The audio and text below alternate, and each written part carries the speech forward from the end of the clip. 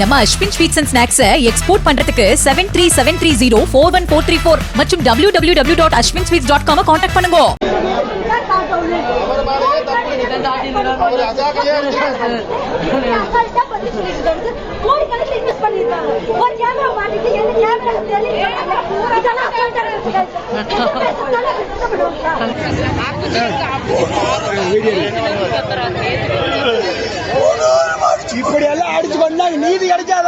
திண்டுக்கல் மாவட்டம் தும்பலம்பட்டி கிராமத்தில் அமைந்துள்ள செங்கல் சூளையில் இளைஞர் ஒருவர் மர்மமான முறையில் இறந்து கிடப்பதாக கீரனூர் போலீசாருக்கு தகவல் கிடைத்தது. உடனே போலீசார் சம்பவ இடத்திற்கு சென்றபோது அந்த இளைஞர் காதில் இரத்த காயத்தோடு சடலமாக கிடந்தது தெரிய வந்தது.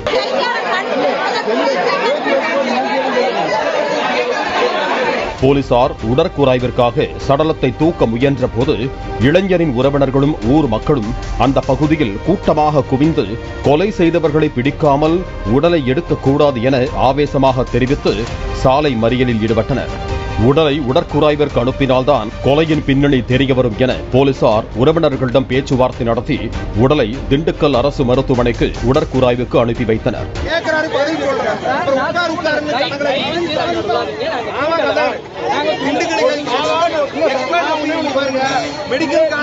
மெடிக்கல் காலேஜோட அட்டாச் ஆகிருக்கிற ஒரு எக்ஸ்பர்ட் இருக்காங்க. எக்ஸ்பர்ட் ஒப்பீனியன் ரெண்டையும் கொண்டிருக்காங்க.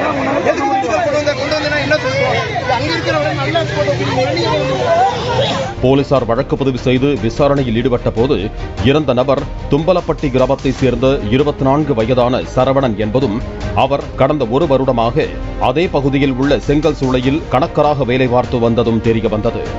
சில நாட்களுக்கு முன்பு செங்கல் சூளையில் ஏற்பட்ட பிரச்சனை காரணமாக சரவணன் கோயம்புத்தூரில் உள்ள செங்கல் சேம்பர் அலுவலகத்திற்கு பணிமாற்றம் செய்யப்பட்டுள்ளார். இந்த நிலையில் கடந்த ஞாயிற்றுக்கிழமை அன்று விடுமுறை காரணமாக சொந்த ஊருக்கு வந்த சரவணன் இரவு 9 மணிக்கு மேல் செங்கல் சூளை வரை ஒரு வேலையாக சென்றுவிட்டு வருகிறேன் என பெற்றோரிடம் கூறிவிட்டு புறப்பட்டுள்ளார். பின்னர் அவர் வீட்டுக்கே வரவில்லை. காலையில் சரவணன் செங்கல் சூளையில் காதில் காயத்தோடு இறந்து கிடந்ததாக போலீசாருக்கு தகவல் கிடைத்துள்ளது. ஆனால் சரவணனின் போன் உள்பட அவரது உடைமைகள் காணாமல் போனதும் போலீசாருக்கு தெரிய வந்துள்ளது.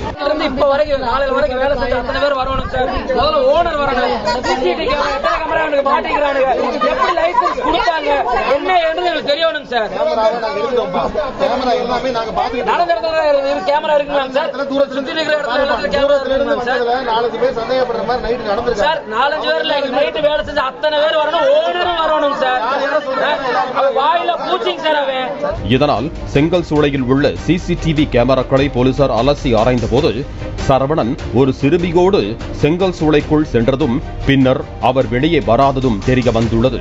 போலீசார் அந்த செங்கல் சூளையில் குடும்பத்தோடு தங்கியிருக்கும் 17 வயதான வடமாநில சிறுமி, அவரது சகோதரி மற்றும் சிறுமியின் தந்தை ஆகியோரை பிடித்து விசாரித்த போது பல திடுக்கிடும் தகவல்கள் வெளியாகின.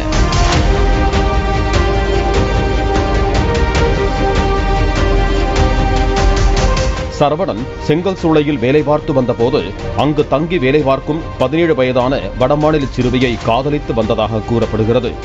இந்த நிலையில் ஊருக்கு வந்த சரவணன் செங்கல் சூளையில் வேலை முடிந்து அனைவரும் திரும்பிய இரவு 9:30 மணி அளவில் தனது காதலியான அந்த சிறுமியை தனியாக செங்கல் சூளை பகுதிக்குள் அழைத்து சென்றுள்ளார். அப்போது சரவணன் அந்த சிறுமியிடம் பாலியல் ரீதியாக அத்துமீற முயன்றதாகவும் இதனால் அந்த சிறுமி சரவணனை வேகமாக தள்ளிவிட்டதில் கீழே விழுந்த சரவணனுக்கு காதில் அடிபட்டு ரத்தம் வந்து மயங்கியதாகவும் சிறுமியின் தரப்பில் கூறப்படுகிறது.